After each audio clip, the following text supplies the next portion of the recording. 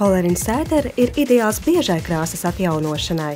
Formula bez amoniaka ļauj saglabāt lielisku matu struktūru tiem, kas bieži veic matu krāsošanu. Sadaliet matus 4 kvadrantos, atdaliet visas 4 daļas un nostipriniet ar matu sprādzēm. Sajauciet formulu A un ar rotiņu, kas paredzēta uzklāšanai, paņemiet pietiekoši krāsas, lai noklātu ataugušās matu saknes. Sāciet ar kvadrantu kontūru iezīmēšanu. Uzklājiet produktu no ādas uz matiem 1 cm platumā. Sākot ar apakšējo kvadrantu labajā pusē, sadaliet matus smalkās šķipsnās un uzklājiet formulu A ataugušajām matu saknēm.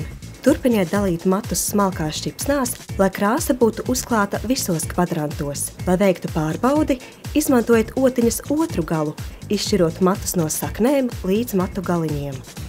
Ļaujiet krāsai iedarboties 35 minūtes. Šajā laikā sagatavojiet krāsas atjaunošanas formulu. Sajauciet Colour & Cider un matu galiem.